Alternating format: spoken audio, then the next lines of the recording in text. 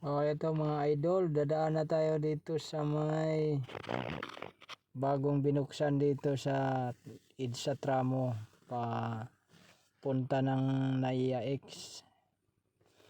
Ilang araw pa lang to binuksan. Ito na. Akit na tayo ng flyover ng Tramo. Nung nakarang linggo lang itong binuksan, ngayon lang ako nakadaan. Pupunta ako ng Nasugbu, Batangas. Cavitex ang daan ko, pwede na rito. Tsaka yung mga papuntang airport, yung Terminal 1, Terminal 2, City of Dreams, Okada, Soler, pwede na dito kayo dumaan. Para hindi na kayo pupunta ng doon sa may Resorts World, doon sa may Terminal 3. Ito, pababa na tayo mga idol dito sa may overpass ng flyover ng sa Tramo. Yan tawag nila. Pagbaba natin dito, yung tawag yata nila Marikaban sa Pasay, sa may bandang kaliwa. Dito na tayo mga idol, malapit na tayo doon sa NAIA X Skyway.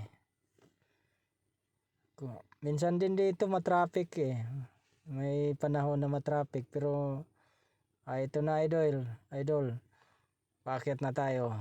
Ito yung bagong binuksan. Tagos to doon sa may Skyway na papunta ng Terminal 1, Terminal 2 sa airport.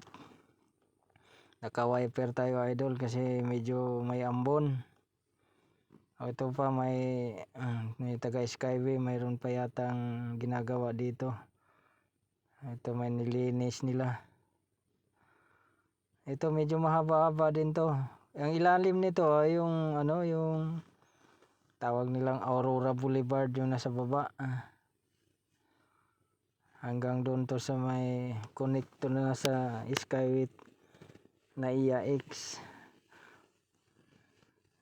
Medyo mahaba-haba din to. Ilang, hindi naman siguro umabot ng 2 kilometro o 1 kilometro lang to. Bali 2 lane to. Ito nakikita na natin tong punta doon sa Skyway.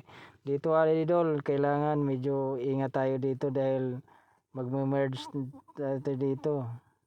Kailangan tingin tayo sa bandang kaliwa dahil may mga paparating na sasakyan. Pasok na tayo sa Skyway NAIA X.